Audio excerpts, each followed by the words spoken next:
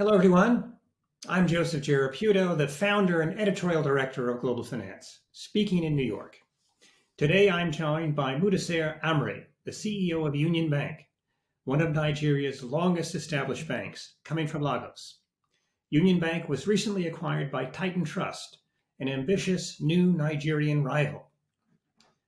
Small and middle-sized enterprises, or SMEs, form the backbone of most economies around the world, including Nigeria's. Last month, Global Finance named Union Bank the best SME bank in Nigeria. Mr. Amri is going to tell us about Union Bank and Nigeria's SMEs. Mudassir, welcome. It's good to see you again, and congratulations on Union Bank's SME Award. Yes, thanks, Joseph. Tell us, how is Nigeria's economy looking in the near term, and what role can SMEs play in stimulating the country's growth? So listen, Nigeria has gone through a bit of rough period this year, meaning in 2022, right? Which was primarily on account of the high inflation, which was most part of the year, it remained over 20%. What it did was that, of course, it forced central bank to tighten the monetary policy. And in tightening the monetary policy, central bank revised interest rate three times, upward revision. In addition to that, there was an increase in cash reserve requirement as well. Both these actions, of course, caused a liquidity squeeze in the market. So that's where, of course, some of the businesses have struggled. In addition to that, while oil prices have remained at a high level, but Nigeria oil production was unfortunately not up to mark. So Nigeria consistently, on an average, throughout the year, produced less than what it could have produced otherwise, which of course means less inflow of foreign currency. So that has caused foreign currency or foreign exchange squeeze as well. So both these combination of local currency squeeze and foreign currency squeeze, of course, has caused some slowdown and problems for the industry. However, 2023, of course, this year is going to be a different year, right? Because we have elections scheduled in February. Government will be formed somewhere in April, May. And then every time that we have seen that there are elections, there are a bit of optimism. So that optimism drives 5 to 6 months. So almost this year you will have that optimistic scenario and a bit of momentum in the market. After that, how the government takes it forward depends on the new government. So we are optimistic about 2023.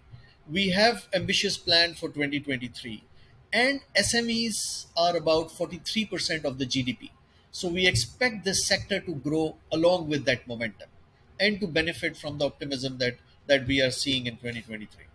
What are the biggest challenges facing SMEs when launching and operating their businesses, and how is Union Bank supporting them?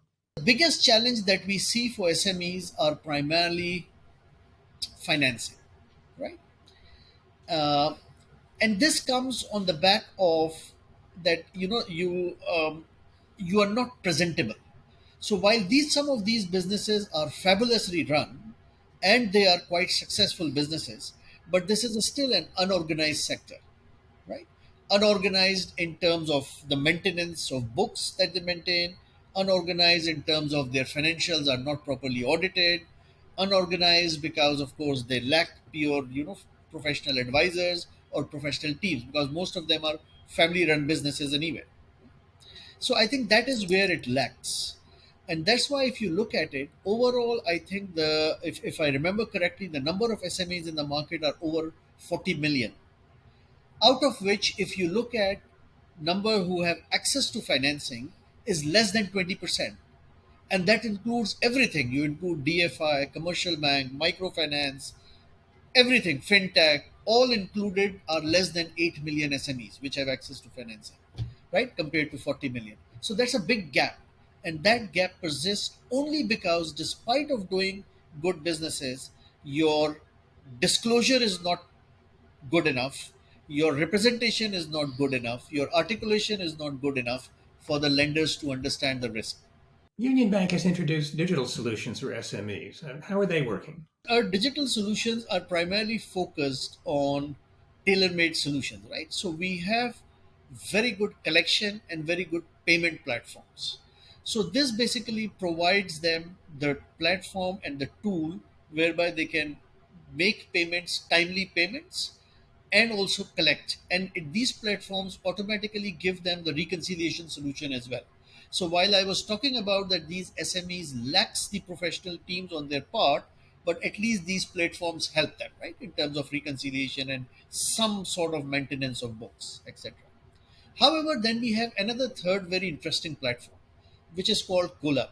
So it is basically a freelancer program. So what it does is it connects SMEs with freelancers. Because see, the bottom line is that some of these SMEs, which I mentioned, lacks the professionalism or professionals, is because they can't afford a chartered accountant to be their accountant. They can't afford a professional creative person to do their designing and marketing job and things like that. So this platform basically connects you with freelancers. So you can come on that platform and you can, let's say, hire a chartered accountant to look at your books, to design your books, to you can hire, let's say, a corporate finance specialist who will make a case or a presentation to a bank for a loan application. You can connect to creative person who can create your marketing leaflets, things like that. So I think that's an interesting one because as I said, the main challenge is basically how do you get them professional help to present and act in front of different counterparties like a professional counterparties. So we believe that this platform will help them. There are lots of SMEs out there. What types of SMEs benefit most from Union Bank's SME focused products and services? We are primarily our SME lending program is designed very differently. We are very structured, focused, and we have ring fence program which we call tailor made program for each industry. So we have a lending program, for example, for the suppliers of a cement sector, because we understand from end to end the entire chain, and the entire lending program is designed accordingly, is structured and ring fence accordingly. Similarly, then we have a lending program for distributors of telecom players, right, who are selling this data and voice and all of that. So we have a tailor-made program for that. Similarly, we have for manufacturing sector. Similarly, we have for transportation sector.